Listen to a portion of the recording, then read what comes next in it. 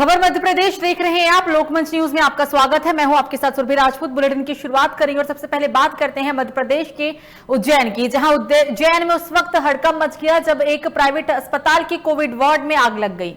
अफरा तफरी के बीच मरीजों को दूसरे अस्पताल में शिफ्ट किया गया। इस दौरान हॉस्पिटल में 80 मरीज भर्ती थे, जिनमें से 24 कोरोना पॉजिटिव थे। जानकारी के मुताबिक 4 कोरोना पॉजिटिव मरीज झुलस गए हैं और एक मरीज की हालत गंभीर भी बताई जा रही है। बताते चले इस दरमियान आग फ्रीगंज स्थित पाटीदार अस्पताल एंड रिसर्च सेंटर में लगी। इसके संचालक उमाशंकर पाटीदार हैं। इस 2 मंजिला अस्पताल में पूरे जिले से मरीज आते हैं। बताया जाता है कि सुबह 11:30 बजे जब वार्ड बॉय ड्यूटी पर जा रहा था, तब उसने कोविड वार्ड में धुआं उठता देखा। इसके बाद इस घटना के बाद पूरे इलाके में हड़कंप मच गया है। तो आपको बता दें 11:30 बजे दूसरी मंजिल पर यह आग लगी थी। कहा जा रहा है कि इस अस्पताल में आसपास के सभी मरीज आते थे। हालांकि इस अस्पताल के अंदर और भी बाकी मरीज थे जो काफी उलझने की भी उनकी खबर आ रही है और इस घटना के बाद सभी को नजदीक के अस्पताल में भर्ती भी कराया गया है। अस्पताल प्रबंधन का दावा है कि फायर एक्टिवेशनर से आग बुझा ली गई है। बताते चले दमकल की 12 गाड़ियां मौके पर पहुंची थी, जिसके बाद 3 घंटे की कड़ी मशक्कत के बाद आग पर काबू पाया गया। 11:30 बजे करीब ये आग लगी थी और तकरीबन 2:30 बजे के बाद ही आग पर काबू पाया जा सका। दूसरी मंजिल पर आग लगी थी जिसमें कोविड के मरीज थे। कहा जा रहा है कि कुछ कोविड के जो मरीज हैं, आग लगने के बाद उनकी हालत जो है वो काफी गंभीर भी है। 4 कोरोना पॉजिटिव मरीज जिसमें झुलसे हैं, एक मरीज की हालत काफी गंभीर बताई जा रही है। दूसरी मंजिल पर यह आग लगी थी। हम आपको उज्जैन के उस अस्पताल की तस्वीर दिखा रहे हैं जिस अस्पताल में आग लगी थी। अब खबर मध्य प्रदेश के दमोह से, जहां विधानसभा क्षेत्र 55 में होने वाले जा रहे उपचुनाव में भारतीय शक्ति चेतना पार्टी को बांसुरी का निशान चुनाव चिन्ह मिला है। आपको बता दें, घोषणा होते हुए पार्टी ने धुआंधार प्रचार भी शुरू कर दी है। बताया जा रहा है कि भारतीय शक्ति चेतना पार्टी के प्रत्याशी उमा ठाकुर ने अपना चुनाव प्रचार तेज कर दिया है। बताते चले मध्य प्रदेश विधानसभा क्षेत्र दमोह 55 के उपचुनाव में भारतीय शक्ति पार्टी जीत हासिल ना भी करे तो समीकरण बिगाड़ने में पीछे आने वाले समय में ये नहीं हट रहेगी। तो हम आपको ये तस्वीर दिखा रहे हैं मध्य प्रदेश के दमोह की, जहां विधानसभा क्षेत्र 55 में होने जा रही उपचुनाव में भारतीय शक्ति चेतना पार्टी को बांसुरी का निशान चुनाव चिन्ह मिला है। घोषणा करते हुए पार्टी ने धुआंधार प्रचार भी शुरू कर दिया है। बता दें आपको कि भारतीय शक्ति चेतना पार्टी के प्रत्याशी उमा ठाकुर ने भी अपना चुनाव प्रचार काफी तेज किया है। मध्य प्रदेश विधानसभा क्षेत्र दमोह 55 के उपचुनाव में भारतीय शक्ति चेतना पार्टी जीत हासिल नहीं भी करती है तो भी कहा यह जा रहा है कि समीकरण बिगाड़ने में ये पीछे नहीं रहेगी। आप देख सकते हैं कि कार्यकर्ता किस तरीके से चुनाव चिन्ह घोषित होने के बाद से ही प्रचार प्रसार के लिए मैदान में उतर गए हैं।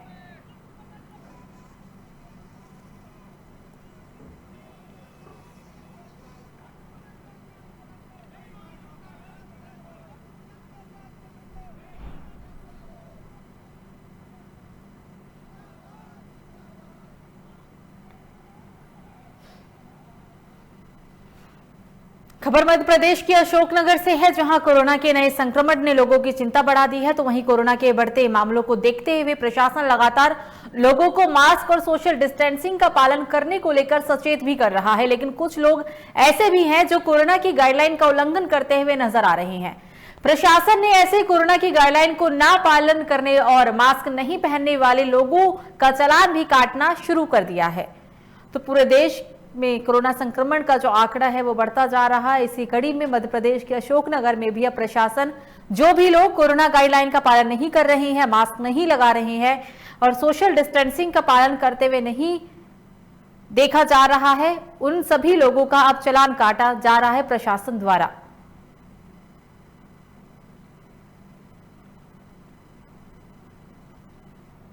एक बार फिर से पूरा देश कोरोना के चपेट में आ गया है। संक्रमण के आंकड़े बहुत ज्यादा बड़े हैं। मध्य प्रदेश भी उन्हीं राज्यों में से एक है जहां सबसे ज्यादा संक्रमण के आंकड़े हैं। भारत में कुल ऐसे 8 राज्य हैं जहां पर 80% से भी ज्यादा जो मामले हैं वो उन्हीं राज्यों में पूरे देश के अंदर सामने आए हैं।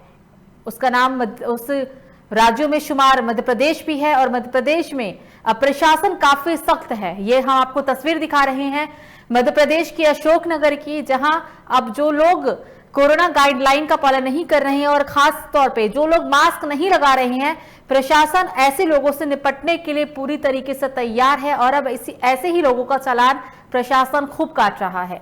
आप देख सकते हैं तस्वीरों में कि बाइक सवार 2 युवक मास्क नहीं लगा रहे थे और इसके बाद प्रशासन द्वारा चालान भी उनका काटा गया।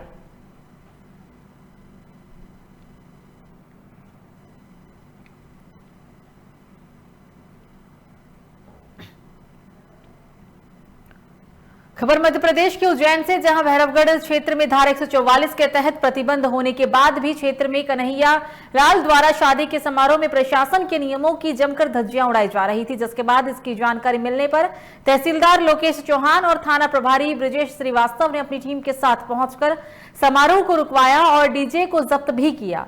आपको बता दें, कन्हैया लाल पर कानून की धज्जियां उड़ाने के मामले में एफआईआर दर्ज कर ली गई है। कार्रवाई के दौरान उप निरीक्षक प्रीति चौहान, राहुल चौहान, सर्वेयर पवन राठौर सहित सभी स्टाफ के सदस्य मौजूद दिखे। तो ये उस शादी समारोह की तस्वीर है मध्य प्रदेश के उज्जैन से, जहां कोरोना गाइडलाइन की धज्जियां उड़ाई जा रही थी और संक्रमण के आंकड़ों के बावजूद यहां सैकड़ों की तादाद में लोग इकट्ठा हुए थे। आप देख भी सकते हैं कि कितनी तादाद में यहां पे लोग इकट्ठा हैं। कोरोना गाइडलाइन की जमकर धज्जियां उड़ाई गई है। डीजे भी यहां पे लगाया गया था, हालांकि पुलिस ने कार्रवाई करते हुए डीजे को भी जब्त किया है और संगीन धाराओं में भी कन्हैया लाल के खिलाफ मामला दर्ज किया गया।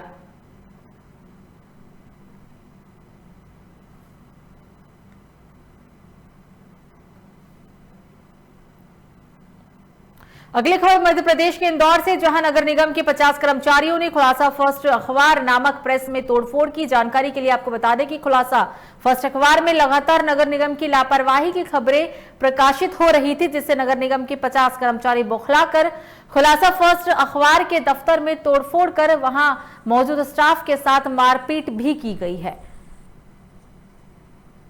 तो नगर निगम की लापरवाही की खबरें जो ये अखबार है वो दिखा रहा था और इससे नाराज हुए नगर निगम के कर्मचारियों ने इस कार्यालय में तोड़फोड़ की है। हालांकि ये भी कहा जा रहा है कि इस दरमियान जो कर्मचारी है वो स्टाफ के साथ भी मारपीट करते हुए भी नजर आए हैं। निगम कर्मियों ने नागरिकों के साथ बदसलूकी की है। ये तस्वीर हम आपको दिखा रहे हैं मध्य प्रदेश के इंदौर की। खुलासा फर्स्ट वहां पे एक अखबार है जो लगातार नगर निगम की लापरवाही की जो खबर है वो काफी प्राथमिकता से दिखा रहा था, जिससे नाराज होकर ही नगर कर्मियों ने खुलासा फर्स्ट अखबार में तोड़फोड़ की है और वहां पर मौजूद कर्मचारियों के साथ भी मारपीट की गई है। आज इंदौर शहर की सम्मान घंटा है कि इंदौर जो खुलासा फर्स्ट प्रेस है उस पर नगर निगम द्वारा कम से कम 100 नगर निगम कर्मचारी द्वारा हमला किया। मैं उसकी निंदा करता हूँ। ये इंदौर ने देश के अंदर पहली बार हुआ होगा किसी नगर निगम कर्मचारी अधिकारियों द्वारा हमला किया गया। इस समय भारतीय जनता पार्टी इंदौर नगर निगम बौखला चुकी है, क्योंकि अभी 4 दिन पहले जो उन्होंने टैक्स लागू किया था आम जनता के ऊपर, आम जनता ने उसका खुद जो विरोध किया तो उससे वो निरस्त करना पड़ा उनको। तो उसके उसमें आज नगर निगम द्वारा हमला। आज इंदौर शहर की सम्मान घंटा है कि इंदौर जो खुलासा फर्स्ट प्रेस है उस। तो वहीं इंदौर में कांग्रेस विधायक संजय शुक्ला ने इंदौर नगर निगम के 40-50 कर्मियों द्वारा समाचार पत्र के कार्यालय पर किए गए हमले और तोड़फोड़ की घटना की निंदा की है। इस दौरान आपको बता दें, विधायक ने कहा है कि कोरोना वायरस से निपटने की गाइडलाइन का पालन कराने के नाम पर निगम कर्मियों ने पिछले कई दिनों से नागरिकों के साथ ज्यादती की थी। इस घटना से यह स्पष्ट है कि निगम को अब अपनी आलोचना भी सहन नहीं हो रही है। तो आपको बता दें कि इस दरमियान इंदौर में कांग्रेस विधायक संजय शुक्ला ने नगर कर्मचारियों के द्वारा जो तोड़फोड़ की गई थी खुलासा फर्स्ट के कार्यालय में, उस घटना की निंदा की है। उन्होंने ये भी कहा है कि कोरोना वायरस से निपटने की गाइडलाइन का पालन कराने के नाम पर निगम कर्मियों ने पिछले कई दिनों से नागरिकों के साथ ज्यादती की थी। इस घटना से यह स्पष्ट भी है कि निगम को अब अपनी आलोचना भी सहन नहीं हो रहा।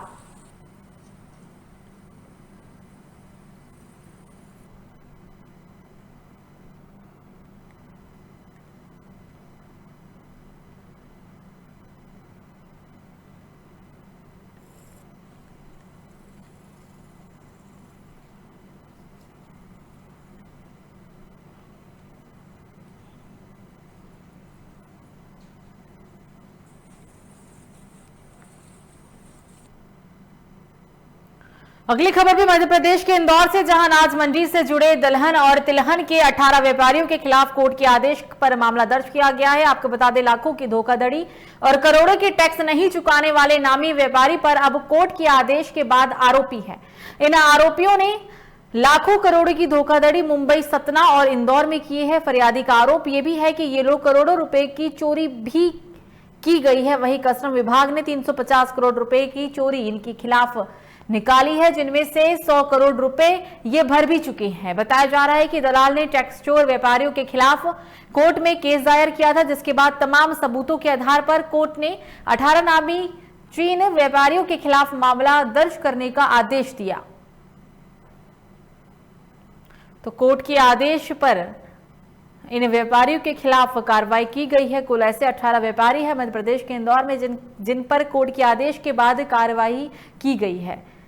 कहा जा रहा है कि ये लोग करोड़ों रुपए की चोरी किया करते थे और वहीं कस्टम विभाग ने 350 करोड़ रुपए की चोरी इनके खिलाफ निकाली भी थी, जिनमें से ये 100 करोड़ रुपए भर भी चुके हैं।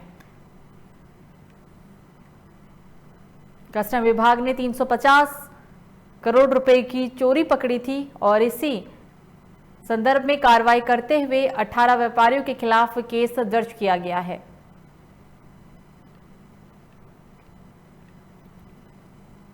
ये सब हमारे अनाज के काबली चने के व्यापारी थे। इनको हमारे दलाली के पैसे देने थे। उस पैसे को और व्यापारिक प्रतिद्वंदिता में मुझे बाहर निकालने के लिए इन लोगों ने षड्यंत्रपूर्वक मेरे खिलाफ कई एफआईआरें कराई। फिर कई सालों तक ये अधिकारियों को वो झूठी एफआईआरें दिखा के गुमराह करके मुझे इन्होंने परेशान किया, प्रताड़ित किया। कई अधिकारियों द्वारा उनकी बुद्धिमत्ता के कारण इनके खिलाफ जांच रिपोर्टों में ये पाया गया कि ये लोग दोषी हैं और उन सब चीज़ों को देखते हुए मजिस्ट्रेट ने ऑर्डर किया और इन लोगों के खिलाफ एफआईआर पंजीबद्ध हुई है। कल थाना संयुक्तागंज में निखिल अग्रवाल के द्वारा जानकारी प्रस्तुत की गई है, जिसमें माननीय न्यायालय द्वारा 156(3) में प्रकरण पंजीबद्ध करने के निर्देश दिए हैं।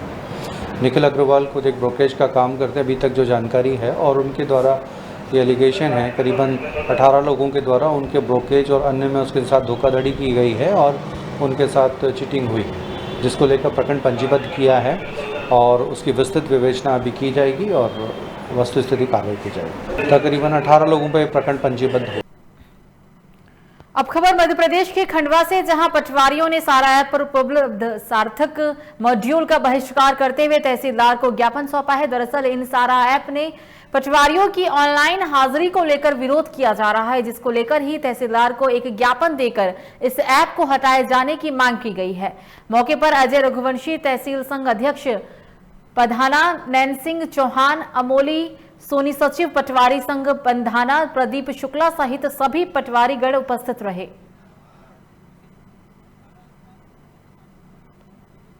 तो मध्य प्रदेश के खंडवा में सारा ऐप में पटवारियों की ऑनलाइन हाजिरी को लेकर विरोध किया जा रहा है और इसी संदर्भ में तहसीलदार को एक ज्ञापन देकर इस ऐप को हटाए जाने की मांग की गई है।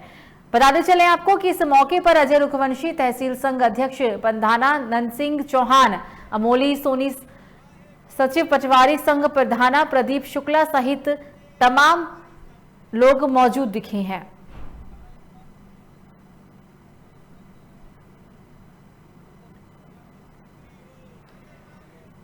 जिसमें जो मध्य प्रदेश शासन द्वारा एक सारा ऐप जिस पर हमारे द्वारा कार्य किया जाता है, उसमें एक नया मॉड्यूल जोड़ा गया है जो कि सार्थक मॉड्यूल है। हम लोगों को शासन के द्वारा अभी वर्तमान में भोपाल एवं धार की 2 तहसीलों में इसको प्रयोग के तौर पर लागू किया गया है, जिसके माध्यम से पटवारियों को उपस्थिति लगाना है।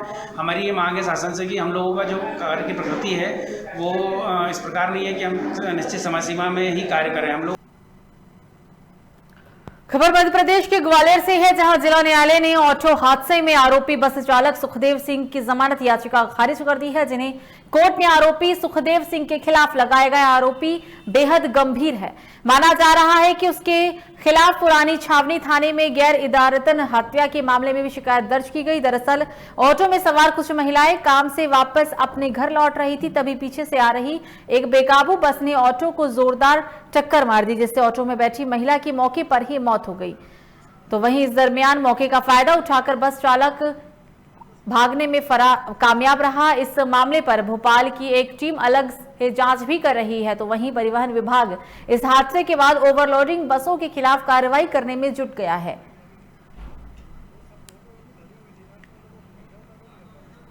दिनांक 23/3/2021 को सुबह करीब 6 बजे बस क्रमांक 30 में MP07P6882 के चालक ने जानबूझकर और एक ऑटो में टक्कर मारी है, हत्या करने के उद्देश्य से टक्कर मारी थी, जिसमें 12 महिलाओं की और एक ऑटो चालक की मृत्यु हो गई है।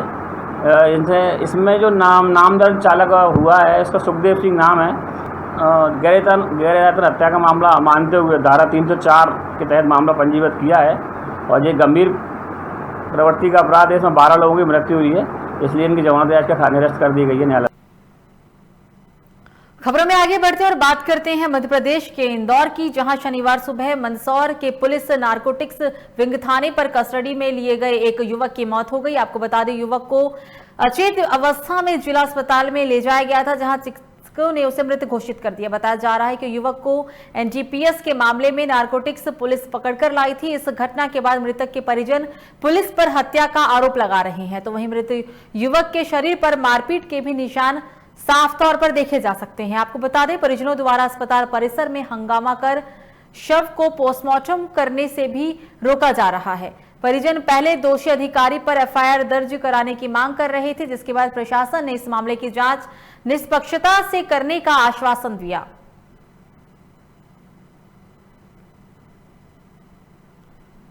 तो पुलिस पर मारपीट के बाद हत्या का आरोप लगाया गया है। परिजनों द्वारा नारकोटिक्स डिपार्टमेंट पर यह हत्या का आरोप लगाया है। परिजनों ने एनडीपीएस के मामले में पुलिस ने एक युवक को गिरफ्तार किया था, जिसके बाद इसे जेल में भेजा गया था। हालांकि इस दरमियान कहा जा रहा है कि संदिग्ध परिस्थितियों में इस युवक को अस्पताल में भर्ती कराया गया, जहां डॉक्टरों ने युवक को मृत घोषित कर दिया और मौत के बाद परिजनों ने जमकर अस्पताल परिसर में हंगामा भी काटा और साफ तौर पर कहा कि जो भी दोषी पुलिस वाले हैं, इसके खिलाफ उन पर एफआईआर दर्ज की जाए, उसके बाद ही वो अपने साथ शव को ले जाएंगे। नारकोटिक्स पुलिस पकड़कर इस युवक को ले गई थी। इस घटना के बाद मृतक के परिजन पुलिस पर हत्या करने का आरोप लगाए हैं। मेरे पास खबर है अपने भाई की कि भाई को वहाँ पे पकड़ा है। हमने कहा चलो बात करते हैं।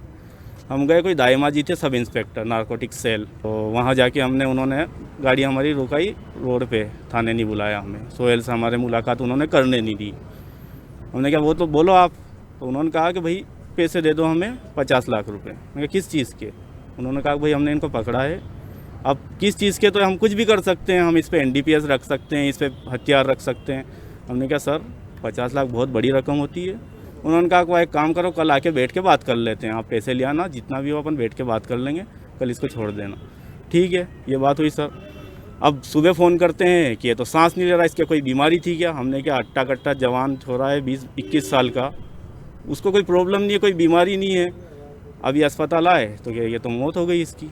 आज 7:45 बजे करीब जिला अस्पताल से सूचना प्राप्त हुई थी कंट्रोल रूम के द्वारा कि एक व्यक्ति है जो 21 साल की उम्र है, बताया जा रहा है सोहेल पिता हामिद खान पठान, जो प्रतापगढ़ राजस्थान का रहने वाला है और वो मृत अवस्था में यहाँ लाया गया है। ज्ञात हुआ कि उसको रात में कल नारकोटिक्स विंग द्वारा 90 ग्राम स्मैक में उसे गिरफ्तार किया गया था और उससे फिर जब उसकी तबीयत बिगड़ी तो फिर यहाँ लाया गया, जहाँ पे इसको मृत घोषित किया गया है। इस संबंध में नियमानुसार जो है जांच होगी और इसमें जुडिशियल इंक्वायरी के लिए हमने निवेदन किया है और एक जो पैनल होता है उसी PM करेंगे और समस्त कार्रवाई की वीडियोग्राफी भी कराई जाएगी और नियमों का जो है वो पालन करा।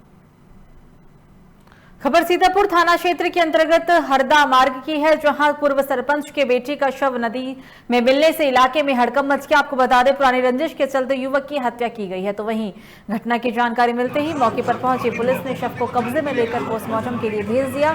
फिलहाल पुलिस आरोपी की तलाश में जुट गई है।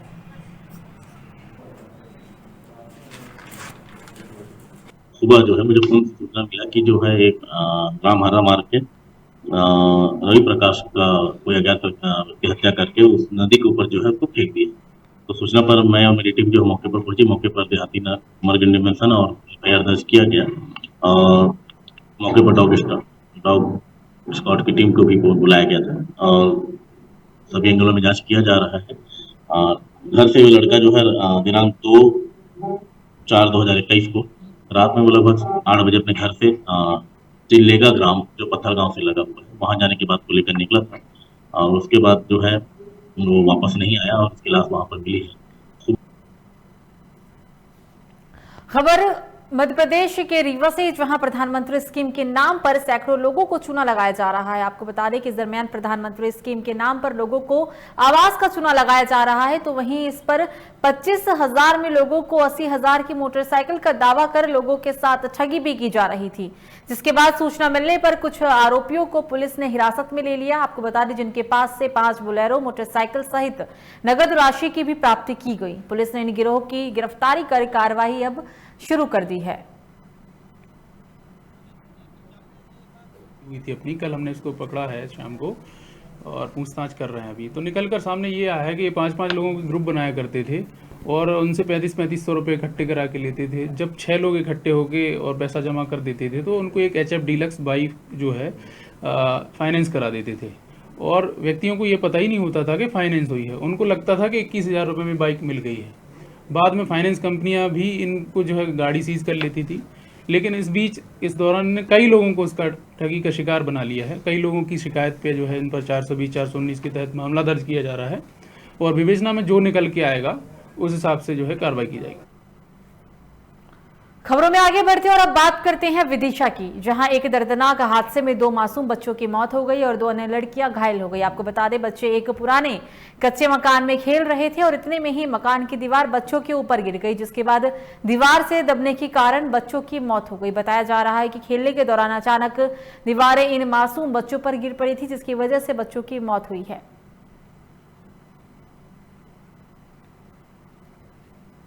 अभी अपने अस्पताल शमशाबाद से एक तहरीर आई है जिसमें ग्राम सतवाड़ा हाट में एक दीवार गिरने से 2 बच्चे अन्नू आदिवासी और राजकुमार आदिवासी की दीवार गिरने से दबने से मृत्यु तथा कांता जोशी एवं अभिलाष जोशी के घायल होने की खबर लगी है। दीवार उस पर मर्ग कायम किया जा रहा है। दीवार कैसे गिरी, क्यों गिरी, ये मर्ग जांच का विषय है। जांच के उपरांत आए गए तथ्यों पर कार्रवाई की जाएगी। खबर मध्य प्रदेश में मुझे दीजिए इजाजत। लोकमंच न्यूज पर खबरों का सिलसिला जारी रहेगा। आप देखते रहिए लोकमंच न्यूज। नमस्कार।